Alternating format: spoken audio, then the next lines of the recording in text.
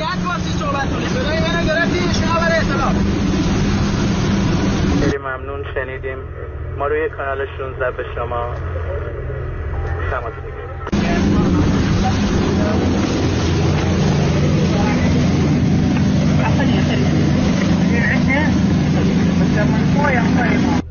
شما سکوهای جمهوری اسلامی ایران که در مسیرتونه باید حریم سکوهای ما را رعایت بکنید. حریم سکوهای ما باید رعایت بشه. ما به شما نیاز نداریم. امنیت در خلیج فارس با جمهوری اسلامی ایران مثل کشورهای همسایه است. ما نیاز به حضور شما نداریم.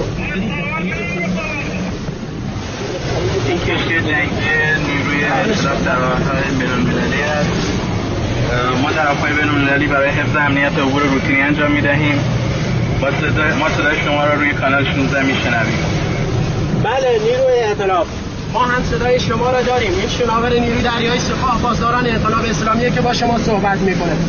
اینجا سینه شناورهای شما و مسیر حرکت شما سمت آبهای جمهوری اسلامی ایرانه. سمت چپ خودتون چرخش کنید و کار خودتون انجام بدید. ما هم داریم کار روتینی خودمون انجام میدیم. اگر به این مسیر ادامه بدید و به آبهای جمهوری اسلامی ایران نزدیک بشید ما مجبور میشیم با شما برخورد قاطع انجام بدیم.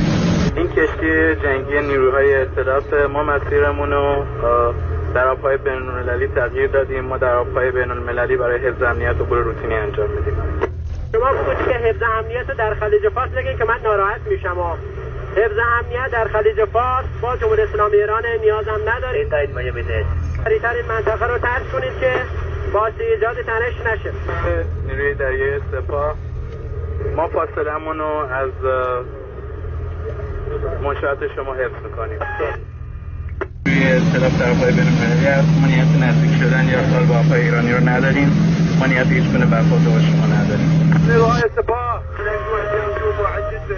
سلامت باشید. لنج‌های مردمی سیادان غیور ما اینجا محکم جلوشونیم. نگران نباشید و تا الان هر چی ما بهشون گفتیم اینا رعایت کردن و داریم از منطقه دورشون میکنیم.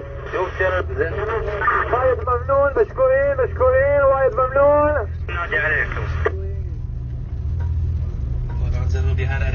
لنج‌های سیادی جمهوری اسلامی ایران، تمام لنج‌های سیادی به گوش باشین. شما با امنیت و خیال راحت کار خودتون رو انجام بدین. هیچ مشکلی نیست. ما اینجا هستیم و تعداد زیادی از نیروهای ما در اطراف هستن. هیچ مشکلی پیش نمیاد و اینا دارن منطقه رو ترک میکنن. نگران نباشید و به کار سید خودتون و کسب روزی خودتون ادامه بدین. یا علی یارش ما با شماییم. شما افتخارمانیم.